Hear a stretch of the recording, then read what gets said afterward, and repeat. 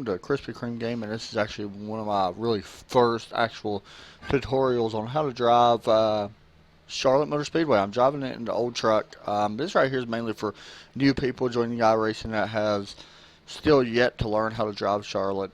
Charlotte's my favorite track in general.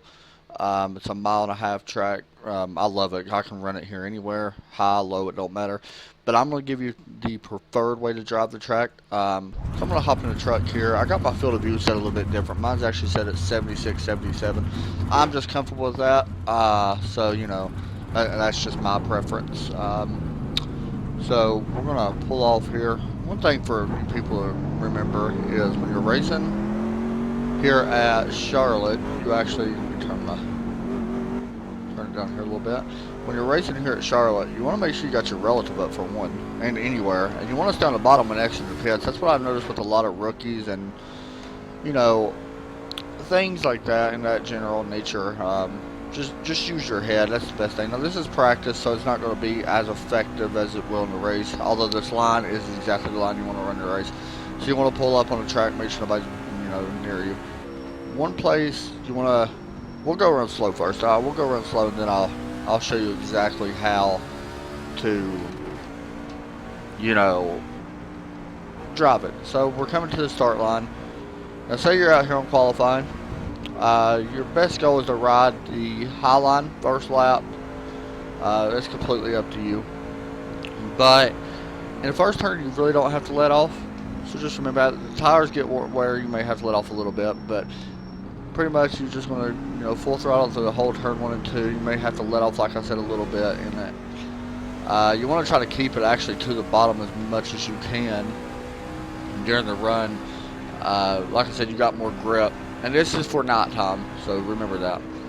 Another thing is, when you're coming to turn 3, here's where I noticed a lot of people have trouble. When you actually got to let off, now you got to let off here after a few laps. You see this white line right here in front of me? That's your let off point. That's what I always look for, and that's where you want to let off. So, you want to let off about half hour. So you can watch my feet and or on the little throttle menu down to the bottom left, and you can see exactly how I'm running. So I'm coming to a first time lap if I don't kill myself and try to show off a little bit and crash the truck. So basically I want to keep it to the bottom, moving right here. Enter about midways and then drop to the bottom. Just going to try to be real smooth on the wheel. That's the main thing, is just being real smooth. Even exit low on the bottom, you can move up as long as nobody's near you and stuff. Now remember the white line I was showing? Watch the feet and the white line.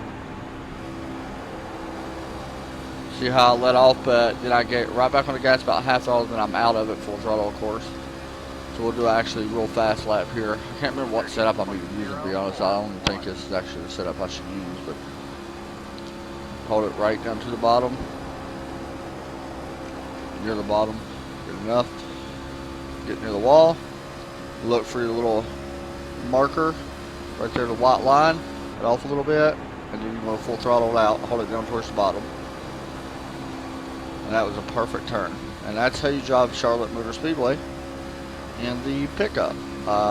Pretty much the same way with the Xfinity cars and all that, for the most part. So just try to remember this, and it will help you go a long ways in iRacing. You can win races by doing that line. That's the perfect line to drive whenever you're racing. So I hope you enjoyed the video. As I should probably went to pits, but whatever. So yeah, hit that like and subscribe button, and stay tuned for some more videos. Thanks for watching.